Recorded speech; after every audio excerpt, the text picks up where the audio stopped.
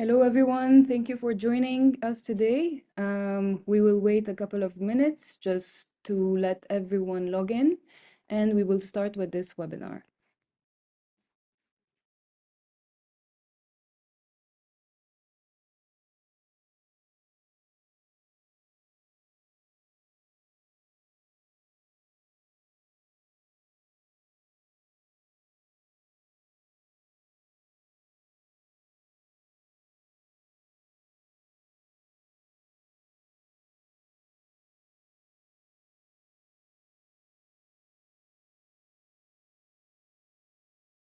Hello everyone.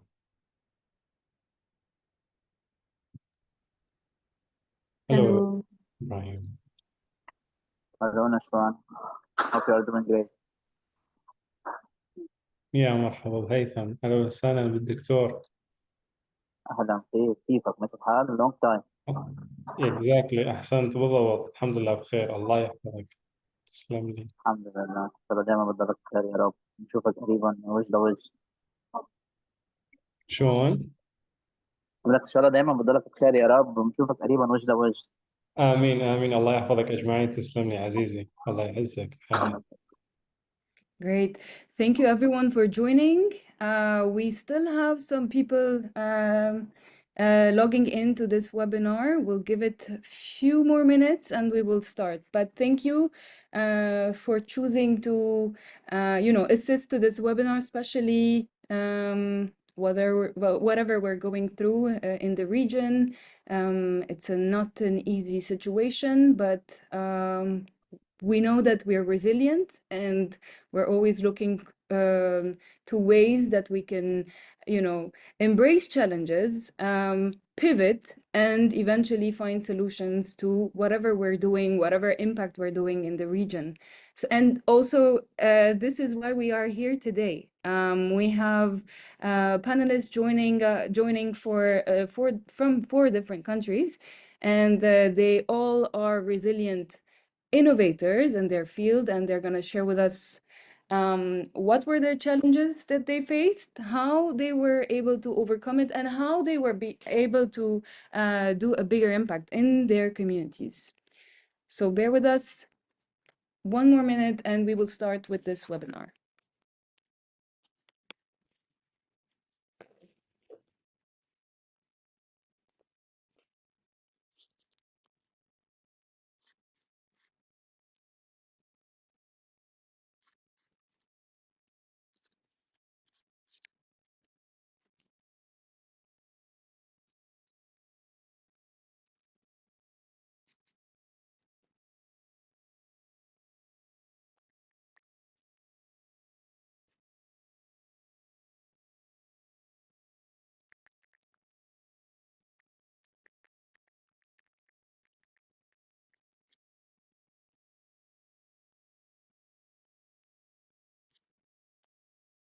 Okay.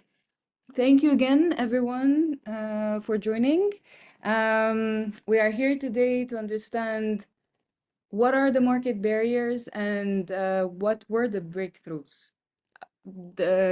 Introduced by 4 different innovators from the region. We have Leila Hassoune from Jordan, Dr. Haitham Dbouk from Lebanon, Shadam Salim from Palestine, and Maman Bella Shakir Makki from Iraq. And we will hear from them shortly, their challenges, the pivots that they've made within their networks and in their businesses, and what were the solutions that they've reached. Before we do that, I'll give the floor to my colleague Samar to give you a background of who Bluepeace is and why are we here today. Over to you, Samar. Thank you so much, Talar. Hello, everyone. Talar, I would kindly meet you. Okay, great.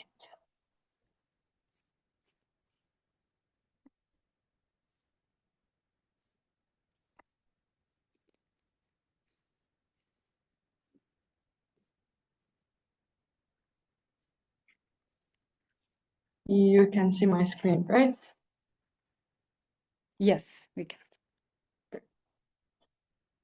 So hello once again, everyone. I'm Samar Kreide from Blue Peace Middle East. I'm the Communication and Advocacy Officer at Blue Peace Middle East. As you know, the Middle East region is considered to be one of the most scarce regions globally.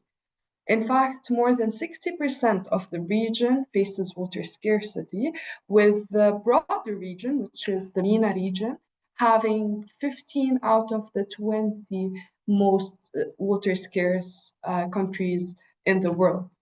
While a lot of our water is shared, with almost 80% of our surface water shared across borders, there is a need, of course, to take into consideration what we should do in order to deal with this precious element, water, considering that with a lot of factors, including climate change, the increased population growth, and so on, the water will be a factor that could drive war at some point of a time.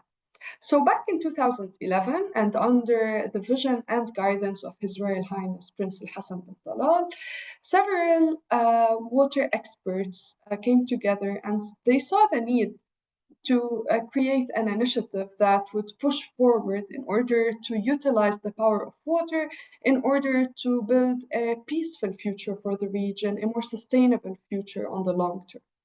So that was the idea and vision behind Blue Peace Middle East, with member countries including Iraq, Jordan, Lebanon, and Turkey, and 2 other observer countries including Syria and Iran. Blue Peace Middle East was officially institutionalized in 2019, coming into real work. And the initiative was based on 2 main pillars that are guided by a regional mechanism that I will talk just next on that.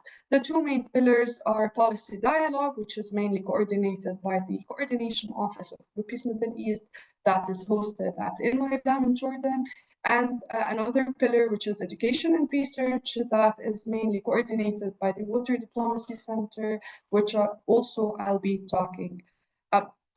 So going to the regional mechanism is actually the governing body of the initiative, the body that actually governs it. And it's made of 3 main tiers. On the top of these tiers comes the Policy Advisory Committee, which is a body of highly influential people, leaders who can actually affect the policy making. And the Policy Advisory Committee of Blue Peace Middle East is chaired by His Royal Highness Prince Al Hassan bin Talal. The PAC, which is Policy Advisory Committee, serves as the bridge between the regional mechanism and the decision makers. The second tier would be the Managing Committee, which is made up of a group of water experts and non-official governmental representatives, 3 from each member country, where those experts define the priorities, they set the thematic activities, and they put the direction of the initiative. And finally, the Coordination Office, which is, I would say, the executive arm of this initiative. In 2019, the Coordination Office, as it is rotational, was hosted at SUAN, the Turkish Water Institute, and in 2023, it was hosted at Al Muqaddam, all until 2026, with a new vision, which is integrating the WIFI Nexus approach, which is water, energy, food, and ecosystem, which is a holistic approach where when we work on water, we don't work on it as a separate element, but we work on it broadly. And part of what we're doing today actually is talking about the innovation in the WIFI sector and the WIFI approach. Now, going back to our pillars, as I mentioned, we have 2 main pillars. The first one is the policy dialogue, where we get those people from the regional mechanism to sit together, do periodic meetings, be at international events, and they are part of a lot of study tours and capacity building tours, I would say, where this would advance regional, technical, and political dialogue. The second thing would be awareness raising, outreach, and capacity building, where we don't only work on people who are experts at high level, but we are also empowering the next generation of youth through programs like the Youth Fellowship Program, which was recently launched in its second cohort. In addition to including youth also in the media, through, for example, the Junior Media Hub program that we launched a few months ago, and which is going to be finalized in a few weeks. And not only youth through media, but we also have a board of media advisors that also try to work on awareness raising through media. In addition, also to, as I mentioned earlier, implementing the Wi-Fi Nexus program in everything we do through science, research, through concrete actions and pilot projects on the ground. The second pillar we work on is the education and research pillar, which is mainly coordinated by the Water Diplomacy Center. The Water Diplomacy Center was established in 2020 at Just University, the Jordan University of Science and Technology in Amman, noting that, however, it is hosted here. The center is a regional hub that works on evidence-based water diplomacy, that works on academic research and capacity building, and does training for stakeholders and policymakers that are working with things related to water and Wi-Fi Nexus. One great thing about this Water Diplomacy Center was that they launched the first master's program in water diplomacy in the Middle East, and they frequently offer through the generous fund of the Swiss scholarships in water diplomacy under Blue Peace Middle East, in addition to research fellowships where they grant you grants in order for you to do your work on water diplomacy. The Swiss under the SDC were since 2018 the sole donor for the initiative, and that would be it in brief. I don't want to take a lot of time. Our work is a lot, but I would say that's it in brief. Thank you so much. Great, thank you so much, Samar. So I hope you guys have a broad idea of who Blue Peace is and what are the activities and the pillars. And please follow them on social media so that you can be aware of the latest developments, latest news, and latest news about water, actually. Next, our partner, Blue Peace's partner is CWAS. Nashwan, would you give a quite informative idea of who CWAS is? Yes, I thought you would be saying also concise, Nashwan, but yeah, I'll be informative. Hello, everyone. Thank you very much for joining us here. As Talar said, my name is Nashwan Zahir, joining you from Iraq. And CWAS is a Swiss-based organization, not too far from the Swiss SDC here. We have been formed and created in 2010, officially in 2011. And we were focusing and still focusing on water and climate, innovative solutions, innovators, entrepreneurs, and SMEs, in which we support them by providing them business development support and make them at the end investment ready. We looked into that. We saw that working with the entrepreneurs is not enough, so that then we decided to focus also on the ecosystem development from different perspectives, different angles. So from the financing and investment readiness angle, specific to water climate sector, also looking at talent creation, looking at creating knowledge and doing capacity building for the actors within the ecosystem to create that market, to enable that market for the innovative solutions. And also one of the very important angles that we were working and still working on is to try to capacitate on the constructive reporting angle for water and climate issues, and now here focusing on the Wi-Fi nexus issues, which is one of the approaches towards finding solutions for the issues that we currently have. We started in 2010. We came to the Middle East in 2014. Now we are based in Iraq, in Jordan, which is where we have our regional office, and in Lebanon as well. And operationally, we work in Africa, in Latin America, and we work in Europe as well. So that's, I hope it's informative, Talar, and concise. Very. Thank you so much, Nashwan. And just looking at the chat that's happening, so I've asked just to get an idea of who is in here in this webinar today. So we have a lot of Jordanians joining. We have Rania Al-Zubi from Netherlands. We have others joining from West Africa. Very far, but we feel close here. And great to have all of you here. Basically, we can get started. Just to give you an update that this is a very casual webinar. We're gonna start introducing the panelists here today. So we have 4 interesting and, resilient, as I mentioned before, innovators from Lebanon, Jordan, Palestine, and Iraq.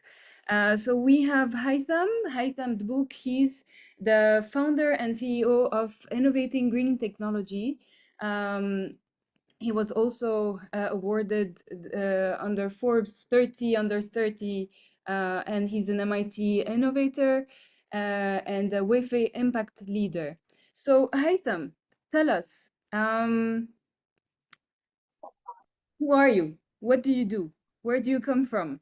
And basically, just to break the ice, what's one unexpected lesson that you've learned from working directly with your farmers, water establishment, or municipalities, or in the community? Let's start with breaking the ice first. Okay, first, Talar, thank you for this opportunity. It's always my great pleasure to be with you and the team, CWIS, and can you hear me well? Yes. It's always my great pleasure to be here with you today, with the team and with the partners. So as always, it's my greatest You've muted yourself. pleasure to be part of every and any CWIS event. So to start with, so my name is Haitham Dbouk. My background is PhD in electrical and computer engineering. Although like I finished my PhD like 3 years ago, but I was and I'm still like very practical. So I love bridging the gap between research and industry, and that's why, like as you mentioned, I got named among Forbes Tech under 30, and earlier one of the top 20 innovators under 35 by MIT Technology Review on behalf of my roles at IGT. So to make it short and to the point, IGT, or Innovating Green Technology, now is serving the different nexus pillars, including water, energy, and food. So today, IGT is affecting the lives of more than 15,000 different beneficiaries all over Lebanon, Egypt, Switzerland, and recently in Cyprus. So through our innovations in the water, energy, and food sectors, we are actually boosting and leveraging the dependency on renewable energy, the integration of AI and automation, and we are minimizing the dependency on non-renewable resources. So our systems, products, services ranges from different energy solutions, including different solar systems with their different kinds, on-grid, off-grid, hybrid water pumping, moving to our Optima system. Yes. Just to cut you here, we're gonna go back and talk about your solution in a bit. But however, the one question I have, so what is one unexpected lesson that you've learned throughout your work, which was directly with the farmers or water establishment or the community? So what was one? So the one unexpected lessons from the farmers, I would say, they are aware and they know about their problems much more than what we expected. So although maybe they are not aware about the details, they are not aware maybe about the reasons of their challenge, but they know really well their problem.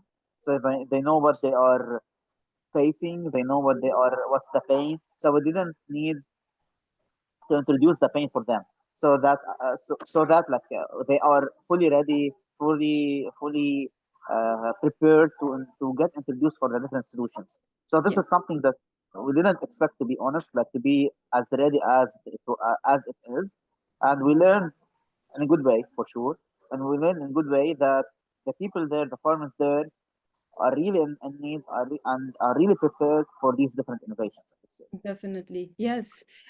Then talking about farmers, I'll switch to Muamman. He's from Iraq, joining us today. Muamman, are you here?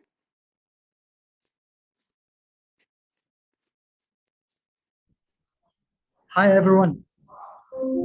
Hello. Hear me? So we have here today Muamman Bella Shakir Makki. He's the CEO of Ras Al Ain. Muamman, can you tell us what is one lesson that you've learned throughout your career? Thank you so much for this opportunity.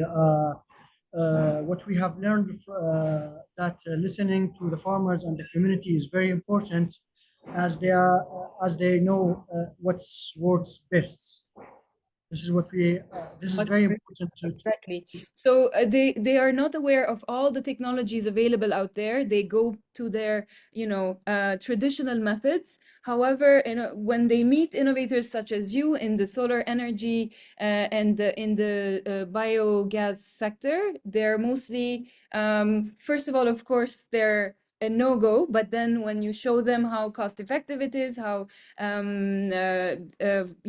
life-changing it is, they're ready to adopt this system. Amazing. I'm gonna jump to Shada. Shada, are you here with us? Yes, I am. Sorry, problems in the Middle East, the electricity keeps cutting off. Okay, we So get now I now. have the backup in case. No worries. So Shada, meet Shada Musallim. She's joining us from Palestine actually, and she's the CEO of Agrictopia, which is agricultural technologies in the West Bank.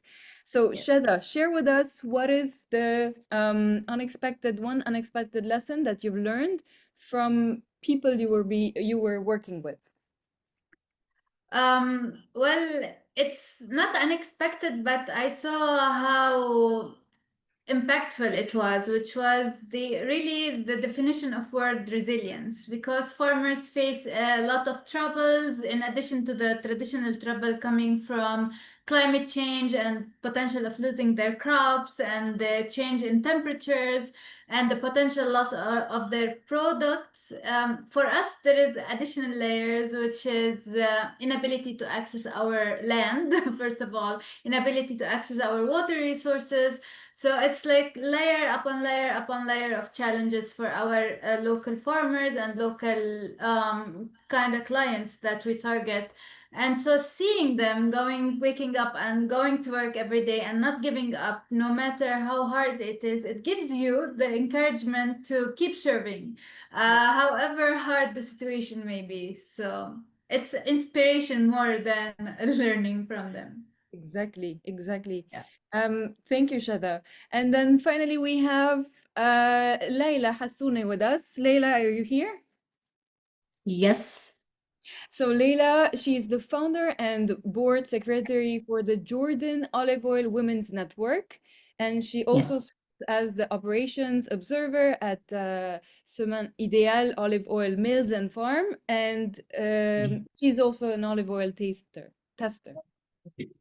So, Leila, please share with us what is one lesson that you've learned in your sector, in the olive oil sector, that you could tell to our panelists, our audience today, actually. Okay. The first time I would like to thanks my sincere thanks to the CWA's team for inviting me to participate in this important webinar. And I also thank all to attendants for their presence and interested. My name is Leila Hassouna from Jordan. Today, I participate.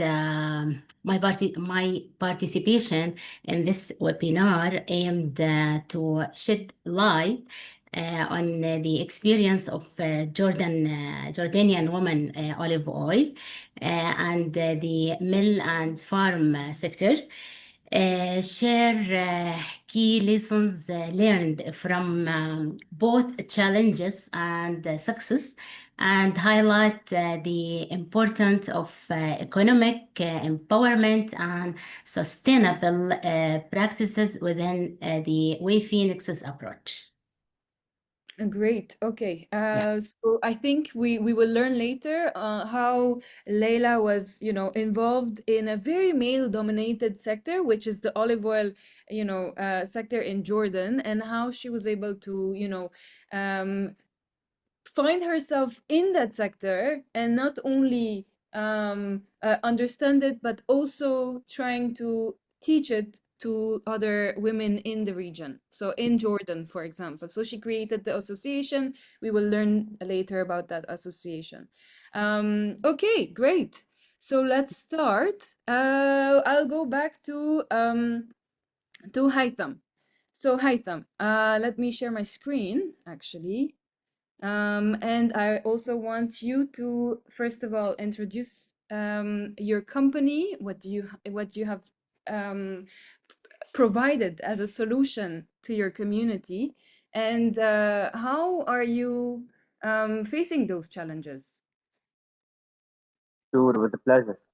I was like a bit excited to introduce what we are doing earlier on. So yes, at IGT, at Innovative Green Technology, we are trying to target full cycle solution, moving from water, energy to food, and we are actually offering more than 13 different products now currently with the different solutions under that energy port. For example, we have the different solar systems, including on-grid, off-grid, hybrid water pumping solutions. In addition to Optima, which is our IoT AI integration into energy mismatch problem solving or energy optimization sector, where we actually integrate our data loggers so that to optimize the leveraging and the usage of solar systems and minimize the usage of non-solar systems.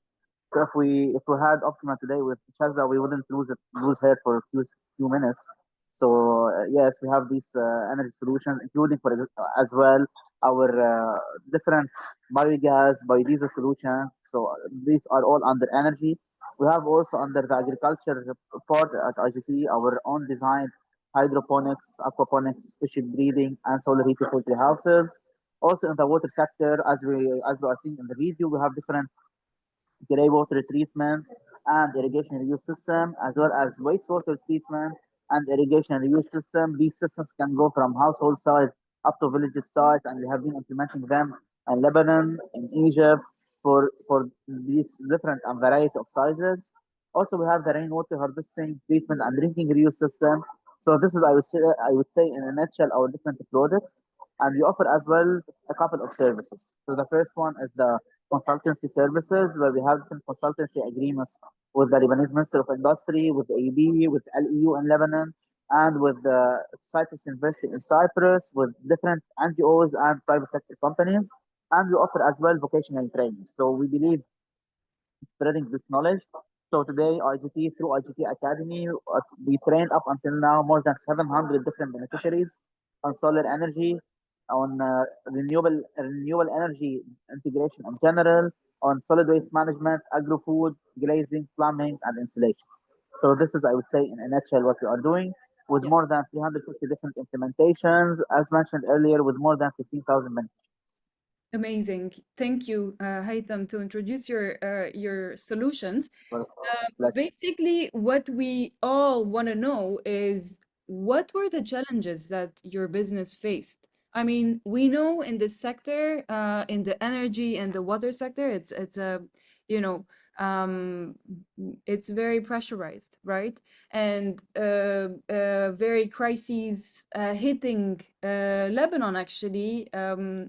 yes, One exactly. crisis after the other. So we want to know how were the if you can give us the geopolitical context of your business in Lebanon, for example, and how you were able to pivot your business model, or the products that you were providing to your community, and how that took a different turn. Yes, talk about that, please.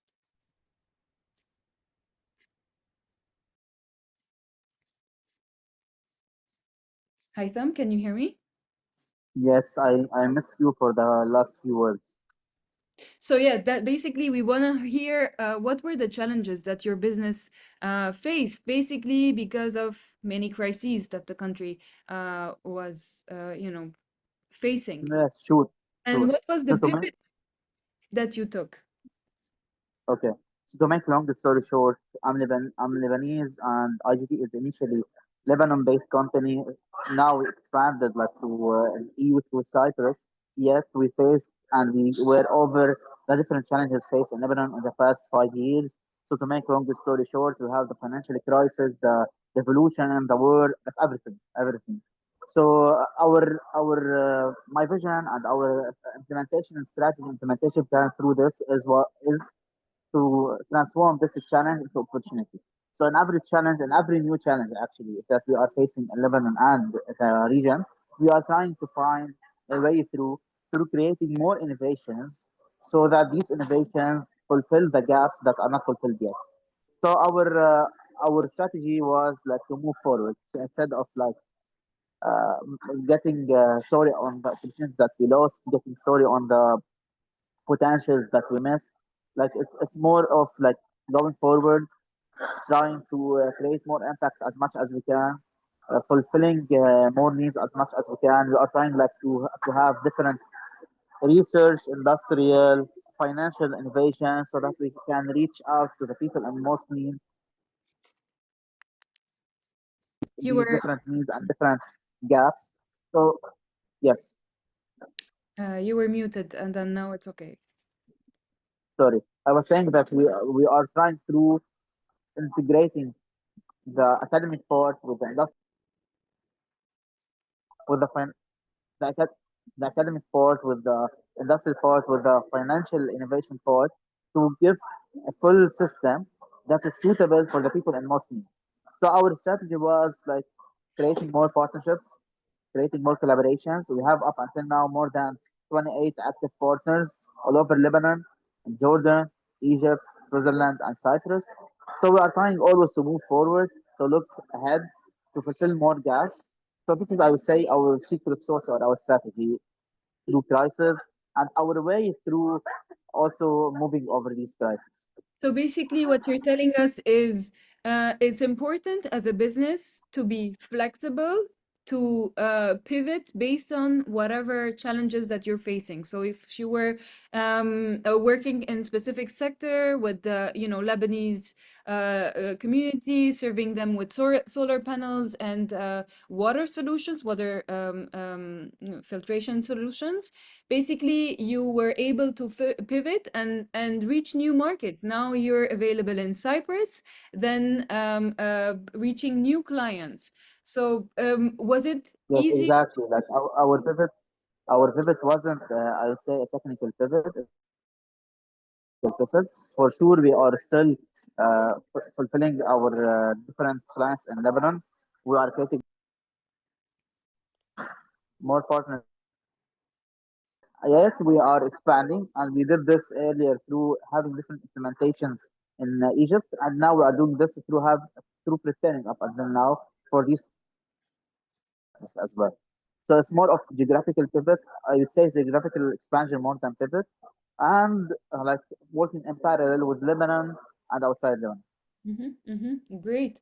So to the participants, for those who are involved in solar panels or water pumping solutions, who have any questions to Haitham, please write it in the chat. And if you would like to have a longer conversation, Haitham will share his email address towards end of this session so that you can continue your conversation with him. So thank you, Haitham. I will come back to you. But thank you for this intro and talking about your solution. We move now to Layla. Thank you, Dada. Let's move to Layla. Are you here? Yes. Great. Yes. Yeah. So Layla. So she is the founder and the board secretary of the Jordan Olive Oil Women's Network. So Layla, could you tell us Yeah. a bit about yourself, your background? I will Yes. put Okay. the video behind you. Yeah, my name is Leila Hassoune from Jordan. I hold a baccalaureate degree in Management Information System.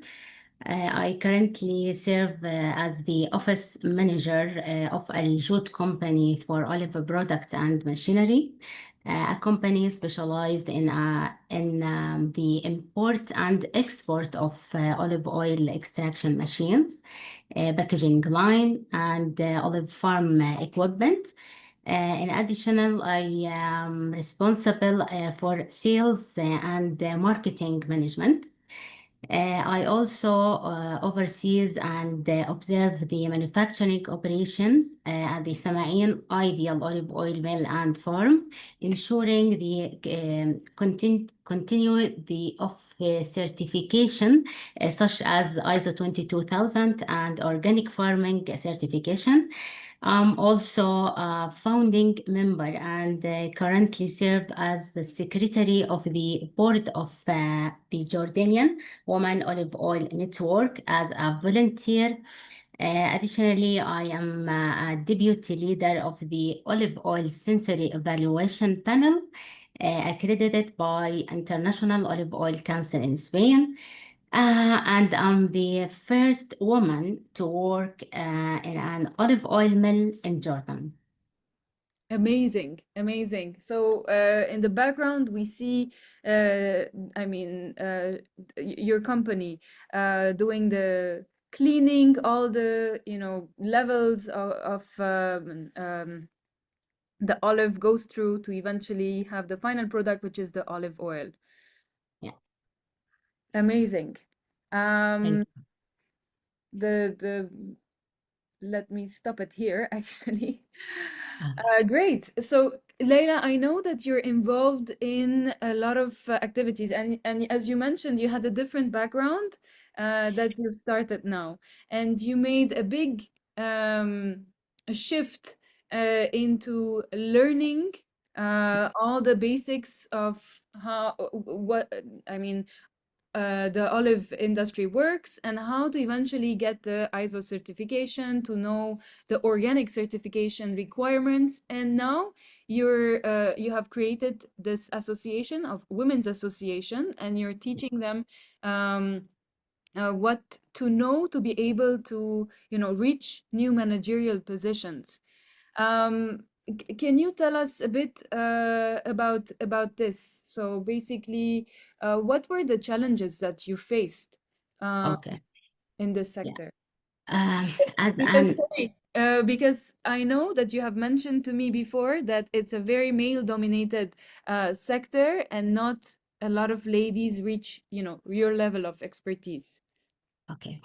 As an olive mill, we faced several challenges at the start of our operations, most notably the high energy costs used to operate the equipment, especially during the harvesting season. We also encountered the difficulties in managing water resources sustainably, particularly due to the absence of effective system to reuse the water generated from the milling process. On the regulatory side, policies did not support the use of clean technology, and there was efficiency encouragement to adopt integrated solution linking the water, energy, and environment sector. Additionally, we served from a lack of financial facilities that enable a small mill to develop their operations in line with environmental and health standards. And one of the most prominent challenges we faced regarding the role of women was the lack of community awareness about the importance of olive oil and its health and economic value, especially among women and rural communities.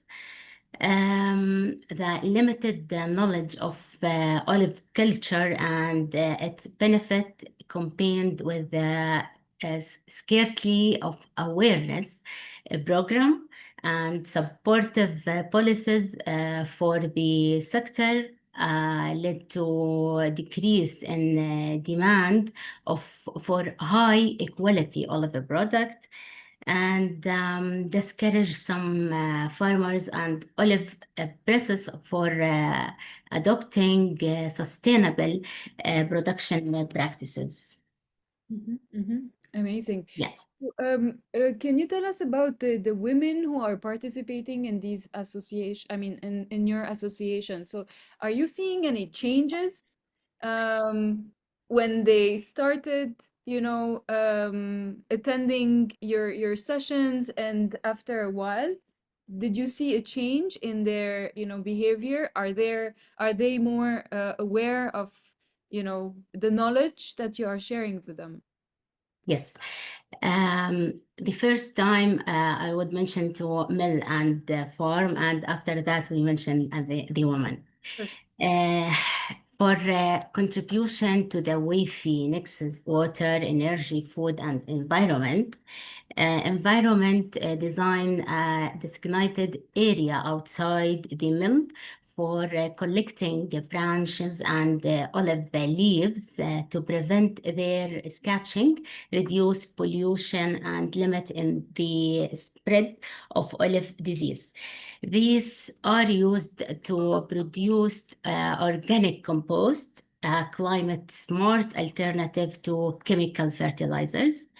Wastewater in olive mill waste is collecting in a securely sealed pond to prevent contamination and health hazard. It is then transported to a special disposal site per Ministry of Agriculture guideline. Used rainfall seed plastic crates for transporting olive instead of a plastic bag from farm to the mill to reduce spoiling and environmental impacts. And the water, we shifted the mill system from 3-phase to 2-phase processing system, reducing water usage by 16 to 75% and preserving polyphenol and essential oil in the olive oil, which improve quality and oxidation strength. And the farm installed the drip irrigation system to wisely and efficiently using the water, conserve water and maintain soil moisture, and especially important due to climate change and reduced rainfall in the Jordan.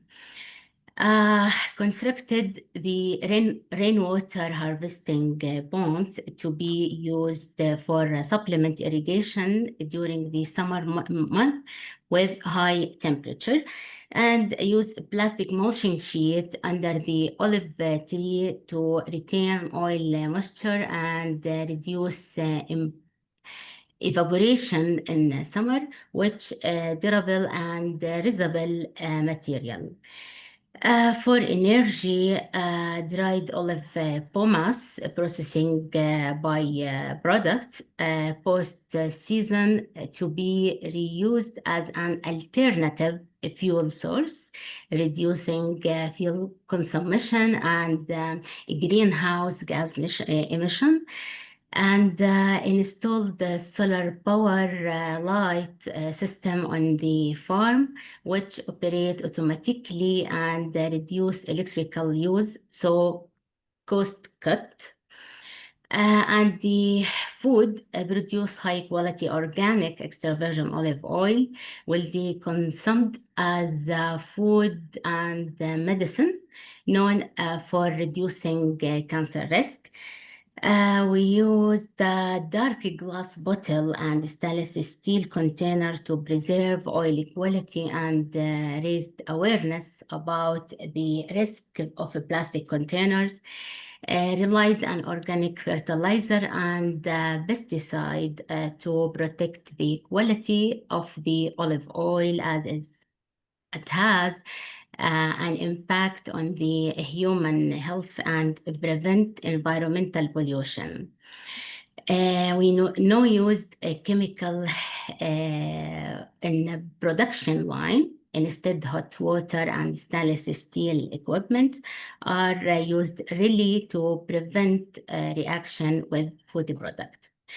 The other side, as a Jordanian Olive Oil Women Network, Yes, one second, Leila. I just want to mention to the audience here. I hope you took some notes because Leila indirectly mentioned all the requirements that you need to be able to be organically certified. So it doesn't stop there. Yeah. Having a farm and producing olive oil. No, you have to think about the irrigation and how to, cut costs for water, especially Jordan being a very dry country. Other things that she mentioned, the byproduct, pomace, that is getting from the olive, so they're reusing and for other purposes. The bottles that they're using, the transportation trucks, packaging that they're using, it's not plastic, so you have to think about all these levels and create efficiency, create opportunities in the job market, reduce your costs, and I mean, think efficiently to be eventually be a profitable industry in your sector. So Laila did all of this, learned this, and now she's also encouraging other women to have similar mindsets, business kind of mindsets. Yes, I leave the floor to you, Laila. Thank you. The Women Network responded to these challenges by developing comprehensive awareness program focused on promoting the healthy and environmental culture of olive oil, and we training women on best agriculture and manufacturing practices that ensure product quality and conserve natural resources. The network expanded in its partnership with the research and the government in a situation to enhance understanding of the nexus between water, energy, food, and environment, with an emphasis on empowering rural women to be active in all stages of the value chain.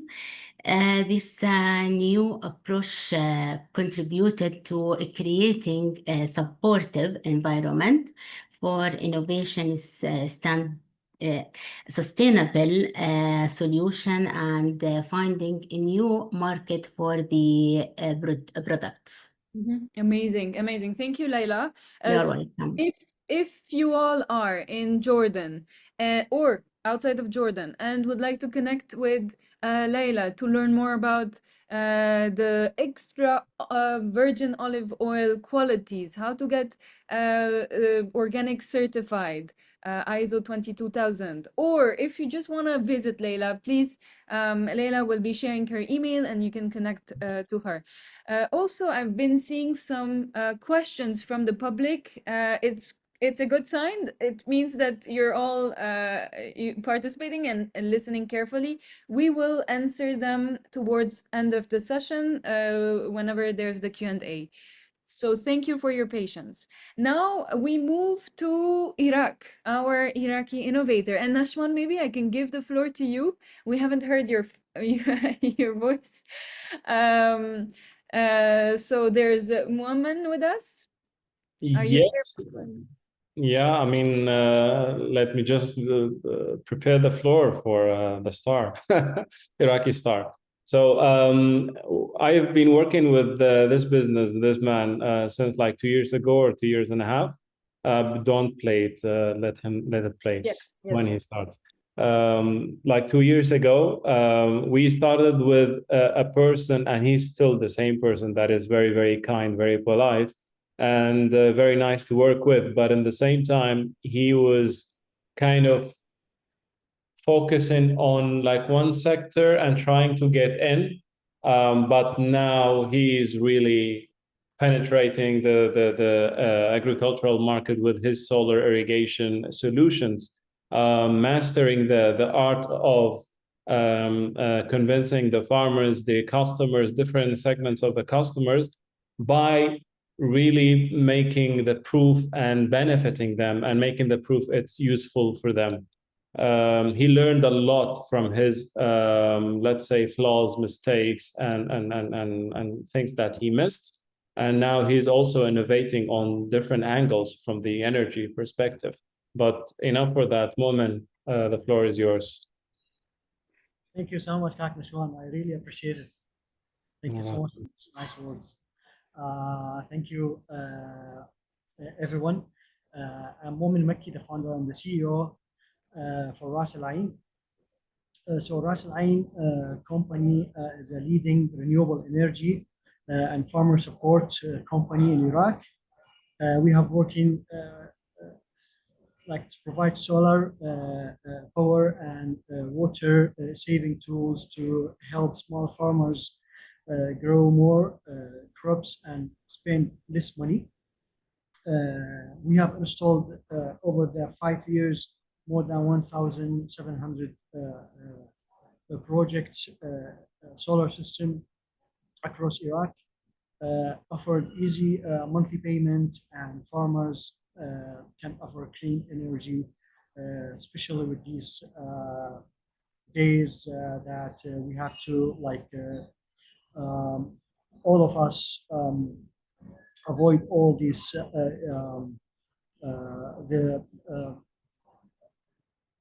the issue that came from the fuel and the gas and diesels and the generators. And Iraq was facing this since 30 years, that using the diesel generators for this for the houses and the farmers as well.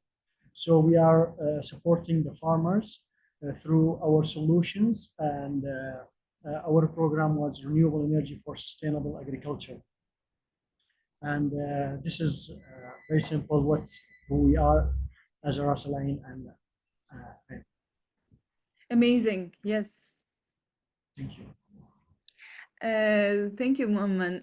So basically, you have lots of experience with in your sector with farmers. Could you tell us a bit about the challenges that you faced? I mean, solar energy and biodiesel doesn't really match with farmers. You know, they're more, comfortable with traditional methods.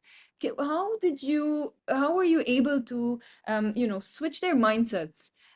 Were there any, actions that you took with other bigger parties to have a bigger influence? Yes, tell us about that. Yeah, thank you so much, Tara, for this. Actually, we have two main challenges that we faced, and we are facing every area that we enter with the farmers. The main and the first one, that some farmers, they don't trust new technology at first. So we have to convince them, we have to show them how this solar energy produce from the sun, reducing the energy, and can run their their pivot, and also the second challenge that, as you may all know, that the renewable energy or the solar energy is very expensive, especially here in Iraq. So many farmers cannot pay all at once. So they need easy payments plans. So these two main challenges that we worked with our team to make a very easy solution. Like for example, for the trust, we call the farmers. We make a we made an event to show them how this it works, and also like the first project that we work in each and every area in Iraq, we made very good discount for the farmer who want to start with us. So this can give a sample in the same area, so they can other farmers they can see, and they ask for the project. And for the second challenge for the installment, we worked since 2023, 2024, and this is the third year, 2025. We made like we have initiated a new department in our company that support the SMEs and especially the microfinance. We give this first year 100 small farmers, 50 or 60% of them are women. We have supported them to pay their payments on monthly basis. And we increased the amount on the second year, 2024, last year. And we have invested almost $500,000 on the microfinance since 2023. And now we have started working with the companies that they can support us on facilitate the payments of these farmers, because especially in Iraq we have very low services on the banking system. So now we have made an agreement, for example, with the key card to help the farmer to do not go anywhere, just make all the documents and prepare everything, and then it will deduct from their key card or from the credit cards on monthly basis. So there's no need to travel, especially the farmers. They are in the hard rich area, so they need to go to the nearest office of Ras Al Ain. It costs them maybe $10 to go and come every month. So, and especially also the time that they are going to spend and everything. So we have made this easy for them. We do all the documents through the bank, and the bank deducting everything on a monthly basis. And this has really helped both of us, like the company and the end user, to work on that business model. So also, like for the farm, for the new areas that we enter, we do a very good discount for the first and two projects, and we give them an offer. We said, okay, we have an offer on these two projects. Who is going to get these two projects or one project? We have a let's say 20% discount, and then to show that the system and how it works, and also to introduce this technology to the farmers. Yes. Great. Amazing, Mohammed. Thank you so much. So basically, the title of today's webinar is "Why Can't I Sell Anymore?" And based on Mohammed's talking points, it doesn't stop by just providing the solutions to the end user, which are the farmers in this case. it doesn't stop there. You have to also understand what are their challenges. How can you help them? So, for example, Muamman created solutions for the farmers on, financing schemes for them to be able to pay back to the solutions that they're acquiring. Or if, for example, he has to make a bigger influence, he has to go and create a coalition of municipalities and making a memorandum of understanding so that he can get a bigger influence on bringing more customers. So again, if you're not able to sell, you shouldn't only look to your products, but you should also understand from the buyer's perspective, what are the limitations they're facing, to eventually help your business grow and eventually make a profit and sustain. So thank you, Muamman. Any last? Yes. One question from my side to Muamman, because it will help to clarify as well. Kak Muamman, so looking at, I mean, I know that you had gone through a lot of challenges and you have already told me, but I'm asking just for the audience also to know what you have also experienced and the way you adapted for it. So I remember you told me about like a tribe leader, a Sheikh Ashir or Sheikh, in a rural area where you proposed your system and the solution and the payment modality and so on.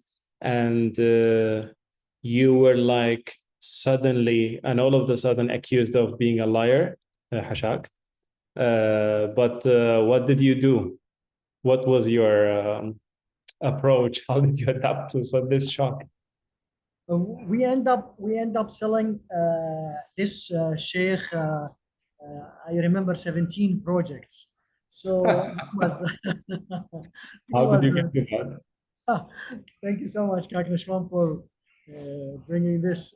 Actually, yeah, it was really, I'm a person who don't like react. Whenever I receive any feedback, I just take it and see, like, because when we are working with the farmers, we have to understand everything, and we have to be, because in the end of the day, I have to sell my product. So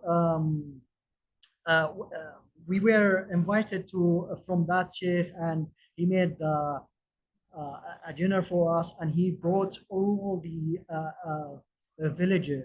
And usually, like in the villages, they do that. They are sitting with a sheikh, and he's bringing all the village and the farmers, and then they are sitting on his hall, and then we introduce our product. And by the way, this is very it helped us a lot when we, as Talar said, when we sign MOUs with the agriculture associates, they helped us and they introduced us to all the areas, especially the areas that facing a very bad electricity issue. So we were at that time, he's very like strong sheikh, and he was telling us, this is unbelievable. I don't believe that. I don't trust you guys, because we have seen many companies who have done solar energy to our farmers and then they run away. I told him, no problem. If we will install the product, our product, and then we will not take money from you, okay? And then if you like it, take it. If you don't, return it to us. He said, how come? You are not you are not an NGO. You are coming to sell me your product. I said, no problem. I trust myself, okay, and I trust my product. And who gave you very bad quality, product, this is not us. And we are going to give you very good quality, and we can sign an agreement with you, and we can document it on the government. So anytime on 25 years, anytime you can come to us, even not you, maybe your son or. So he shocked, to be honest, and he said, yeah, still, I want to do that, and let's see. I said, okay, let's sign the contract. And then he signed the contract with us, and then we installed the system, two system I remember to him. And then the third or the fourth day that we did for him, he brought a list with a 17% from his farmers from his village.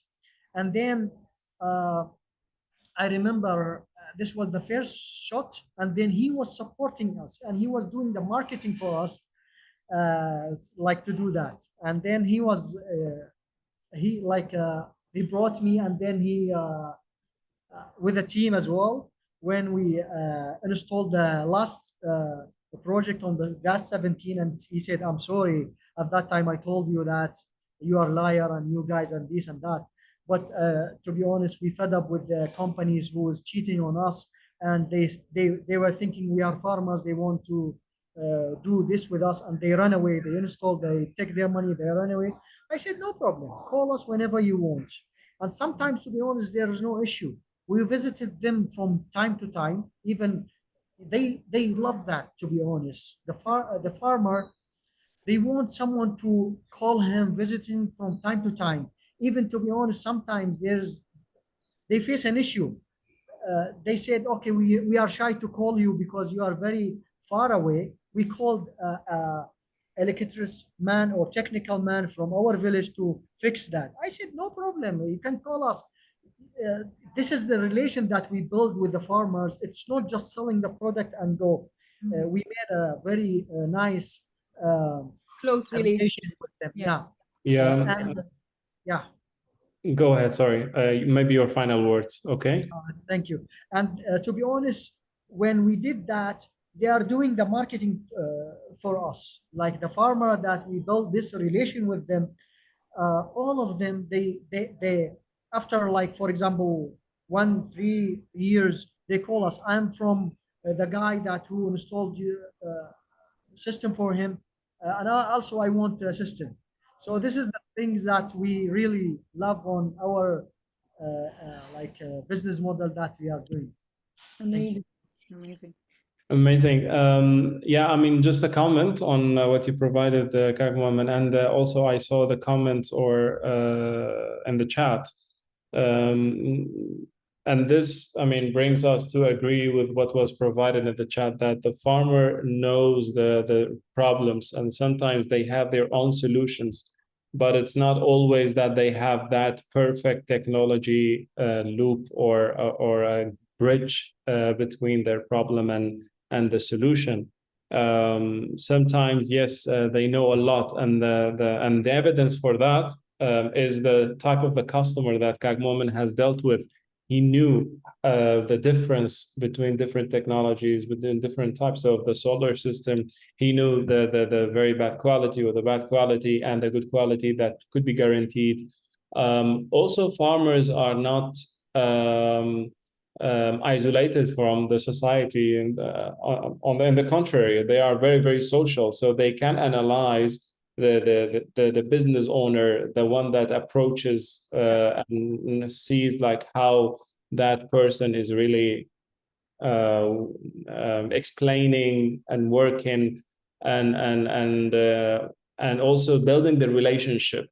So there are like different factors more than the product itself that a business owner should really bear in mind when dealing with customers, and specifically the farmers in the rural areas.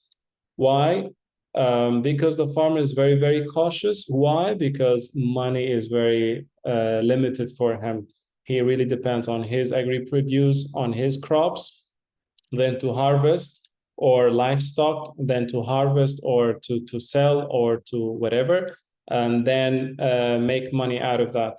So he's really thinking numbers. If I invest this, how much will return to me? How does it affect me in the long run? So these are the questions that usually a business owner, when approaches a farmer, should be really tackling and answering. Thank you very much, Kagmam. Over to you, Talar. Great. Thank you again, Muamman. It was very influential when it comes to, your relation with the farmers and how you're able to sell further by just not selling. Next, we move to Palestine. I mean, Shada, I call her the resilient lady. Shada, are you with us? I know that you were having some internet issues. No, I'm here. You're great. Okay, you're here. Shada, please introduce yourself and tell us where do you come from? What do you do? Yeah. So my name is Shada Musallam. I'm the CEO and co-founder of Agritopia for Agricultural Technology. I have a background, a master's degree in environmental sciences, and I worked for a long time in NGOs and development projects. And then I decided to venture into the private sector. And what better sector to enter than the agricultural sector, which is, I think, in my opinion, it's the essence of our life. Because without food, without the nexus of water, food, and energy, there is no life for me. So, as it is a company, I think there is a really important mission to empower this sector, to provide as much help as we can. As Muamman said, there should be an amazing relationship with our clients and create opportunities for future generations to come back. Because we are seeing more and more youth moving away from the agricultural sector, and we want to bring them back, but in a different method. This is our role in Agritopia, which is introducing agricultural technology to make farming easier, more pleasant, and more efficient for the farmers. As Nashwan said, like the money resources for financial resources for farmers are quite limited. So every decision they make has to be on point and has a visible return on their work and on their products. And so, as in the all other sectors or all other countries, farmers face a lot of similar issues. But in Palestine, as I said in the introduction, there are an additional multiple layers of challenges because of the occupation, because of the movement restrictions. We have in the West Bank alone, 900 gates were added to close all entries to cities, towns, villages. So basically, in 1 second, the whole country will be on lockdown. We cannot move. Traditionally, most of the farming land is outside the cities. So people build next to each other and they have the farmland surrounding the area. And so many of them cannot access their land and cannot access inputs such as water, seeds, even fertilizers, and so on. So we started with providing indoor farming as a solution to the limited access of land. But that entailed, honestly, a lot of initial financial input from the farmer, because we built a very resilient unit, which is made of glass and concrete and hydroponic system. But we realized that the initial cost of the unit was too high. This is one of the challenges we faced. And because of the very volatile economy in the West Bank since COVID, honestly, and then it took a really big hit since the start on the war on Gaza in 2023 until now. It has been going worse and worse and worse. So people are not finding the opportunity to invest in long-term projects. And as Muamman said, or he did as well, we try to make relations with microfinance institutions in order to provide financial support for our clients. But when you have to repay something over 5 years with the current situation, and you don't know what's going to happen the next day, not in 5 years. So there is a lot of hesitation to take on loans, even if it's for farming purposes. So what we did is we pivoted a little bit by breaking down the system we had into different smaller systems which are more affordable and that can serve a bigger, let's say, segments of customers. So we pivoted from the fully automated hydroponic greenhouse into a system, automated system for irrigation and fertilization for open land farming. And that did not target only farmers, but also municipalities, because they have greenery in the cities, which they need to irrigate and add fertilizers to. So it opened a bigger door for us to talk with municipalities and provide the service for them. And we have currently one of the new municipalities called Rawabi that serves over 10,000 people who acquired our software and hardware, which is called Smart City. And then we saw that there was an additional opportunity in the water sector, as Dr. Haytham said, because I think in this region we all face the same problem of water quality. And so we added, not pivoted directly by letting go of what we did previously. We still offer the other products, but we are focusing now on water disinfection using ozonation. And this product also targets even more segments. So in addition to treated wastewater that can be used for farming in order to elevate the water quality, we started to target domestic segments. So water reservoirs, municipality reservoirs, households. And then we saw, using the same technique of ozonation, we saw another gap, which happened last year in the date sector, which is disinfection of fruit dates. And until last year, they used a chemical disinfectant, but it was banned from the Ministry of Agriculture. So the only way to disinfect dates now is through thermal disinfection, but it does not kill, even if it kills the insects, they stay inside the date fruit. So with our technology, with the ozone technology, actually all parasites come out of the date and they can be washed off. So it provides a higher quality of disinfection to the date fruit without changing the texture, shape, or taste of the actual fruit. So as Muhammad said, we are doing an experiment in order to introduce this new technology, because we are the only ones who are doing this in the country. We agreed with the biggest conglomerates of date in Palestine to do an experiment. And we said, okay, if you don't like the test results of the experiment, you don't have to pay for the product. But if you do, you will have to pay. So basically now we are preparing to do this storage house and add ozone disinfection to it in order to use it as a disinfection station. And hopefully it will open even a larger segment for date disinfection in the country and outside. And another kind of additional support that we did was to register another company in Lebanon. I know the situation in Lebanon, as Haytham said, is not very stable, but it's more stable than here, and export is much more easier because they do actually have control over their borders. And so our idea was that we are prepared to export our technology outside the country.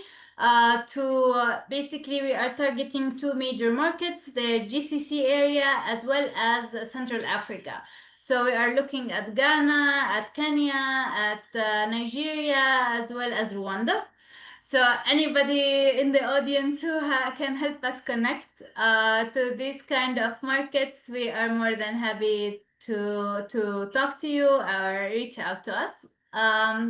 And so this is the continuation of resilience. Like, we don't want to give up. We don't want to close the company and say, this product is not working. We keep finding gaps. We keep testing on our own expense. Our R&D is very high because we have to test our product since it's the first of its kind. But we are very lucky to find a lot of support in the local market, people who are willing to work with us on the experiments. And we are working hard, not giving up. Each time we face an obstacle, we try to go around it and find another solution. So basically, this is it. Amazing. Thank you so much, Shada. I Thank mean, you. just to summarize what Shada said, she basically targeted three markets: the agri-food, the water, through the ozone water disinfection method, and also closing the gap in the water quality as well. Yes. Water distribution and quality. So our first product does water distribution and the other one improves the quality. Exactly. And I saw in the chat that there's another person, Yazan, from the participants today.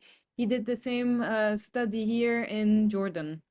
Yeah, that would be great water. if he can share the study with us. It would be We will amazing. be sharing all the panelists' emails shortly, so you can get in touch with them. But thank you, Shada. Basically now I want to bring all the panelists on the screen and ask a final note from them. So some takeaway messages. So what is one thing that you would like to tell the audience on your experience? So maybe Shada, since we have you now, is there one takeaway messages that you want to tell everyone? Yes, so life will always be challenging no matter what you do in life. So try not to look at the challenge as something that will bring you down, but as a stepping stone for learning. So this is what we do. And whenever we fail or find a really hard challenge, we say, okay, what can we learn from this and how can we improve? Because you're never going to do anything in life which will be easy. So the takeaway is look at challenges in a new lens, in a learning lens, in a positive lens. And because our life is so dramatic, we always need to see the filled half cup, of water. So not the empty side, but always try to focus on the filled side. So that's it. Amazing. Thank you, Shada. So yes, always stay resilient and positive, because if you don't do it, then nothing will change. Yeah. You need to put a lot of effort and then see the results eventually. Haitham, you're on the move, it seems. Always in the move. So tell us any takeaway message that you would like to give to the audience today. Okay, I will keep it straight and to the point. I would say because we are in a very tough and challenging region, I advise and I want always all of us to be resilient, passionate, and motivated. So no matter what, we'll always face different challenges for different reasons. And it's our role, it's our responsibility to create better life for our generations and the upcoming generations. So let us make the best out of it and let us join efforts because it's our only way forward and it's our responsibility to create this brighter future, I would say. Amazing. Thank you. Thank you. And it's always our pleasure to create this brighter future with CWIS and with all of you team and with the partners as well. Yes, amazing. Muamman and Leila, are you still here with us? Muamman, can you tell us a short takeaway message to everyone? Thank you so much. Yes, I am here. Our message that don't give up. There are a lot of challenges. Just take your challenge that as a new achievement that you want to achieve. And we have faced a lot of issues, and this issue really made us strong. So just do it, and then everything will be easy. Thank you so much. Amazing. And Leila, you're muted. Okay. My message to all, true innovation arises from challenges. Be ready to adapt and learn, focusing on simple, practical solution while empowering your team with the knowledge and tools needed to turn challenges into success appointments Amazing, and amazing. opportunity. Thank you. Thank you, Laila. You're So welcome. So we still have 4 more minutes. Let's take a couple of questions until the end of the session. So Haitham, there's a question to you actually. There's Rania who actually left the conversation, but her question was about the water quality monitoring. Is there any governmental body that works with you and the farmers for monitoring purposes? How about the effluent standards? Does your technology comply with the local standards regarding the treated wastewater for irrigation?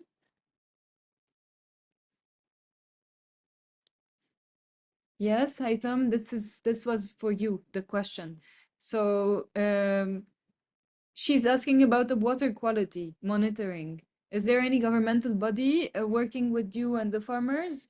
Maybe basically you've already shared your LinkedIn. If the applicant can connect with you, maybe you can have a longer conversation in that. But we can jump to Maya.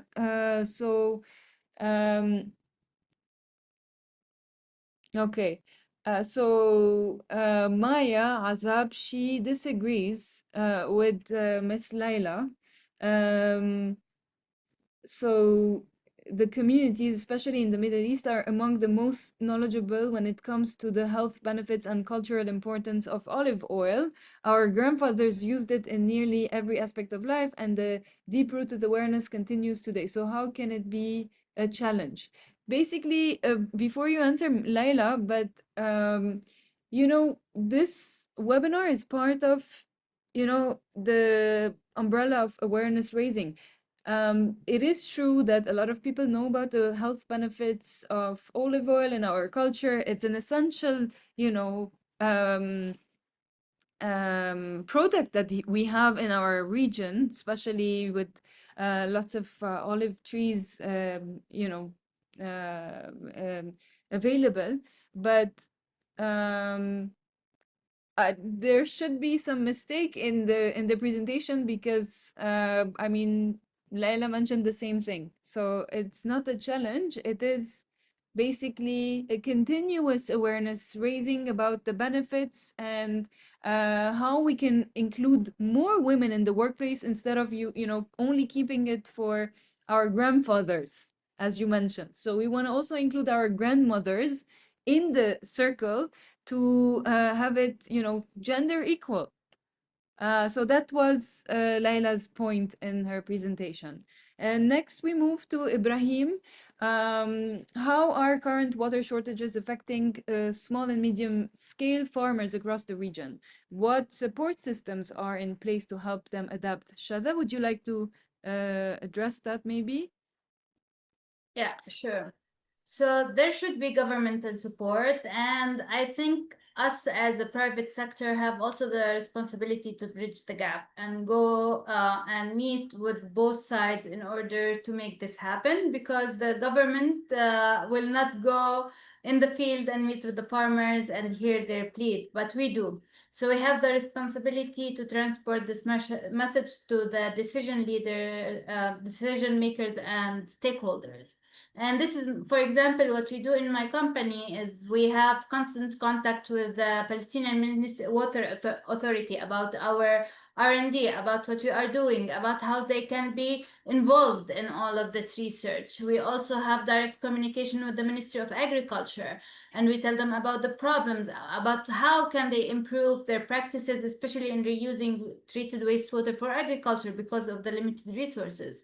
So we're constantly, it's very slow, I'm not gonna lie, we all know our countries, But we have to keep it up, you know. Even if it takes me 6 months to secure a meeting with the minister, I keep asking until it happens. So I think it's also a part of our responsibility to also talk to the local governance, municipalities, and so on, in order to facilitate whatever they can in order of energy, water, or so on. For example, sometimes we don't target farmers for water purification. We target the municipality who has the main water supply. So you target the main supplier of water to provide better quality of water. So not every single person needs to purchase this equipment in order to make the quality better. Just an idea. So. Yeah, amazing. Thank you, Shada. Another person mentioned that I've actually worked with olive pomace before and used it in a compost form. It's a great way to recycle agricultural bioproducts and enrich the soil. Exactly. We definitely use byproducts for agricultural purposes, and basically, thank you all so much for the questions. Maybe there are 2 more questions, but because we're a bit short on time, we're gonna stop this. And again, thank you everyone for joining. Thank you, panelists, for joining us. I think it was an informative session, raising awareness on, you know, different technologies, but especially in this, you know, not stable region, you can still have an innovation, you can still have a mindset to, you know, keep on doing whatever you're doing regardless of those challenges, and try to open new doors that you haven't seen before, that could eventually, you know, bring you opportunities, like, for example, selling without getting money for it. I know it's a bit risky, but we've heard from our panelists that that's a possibility to bring new clients even. And also, you know, as a country like Palestine, having lots of doors closed, Shada is still fighting and creating new products with their group of engineers. So thank you again, everyone. Thank you for just bringing a bit of positivity in this webinar, and we'll keep in touch. So we've mentioned the innovators' email addresses. Copy paste it so that you can get in touch with them if you would like to have you know, one-on-one conversations with them and share more insights. But thank you again, everyone, for joining, and see you next time. Bye bye. Bye bye. Thank you so much.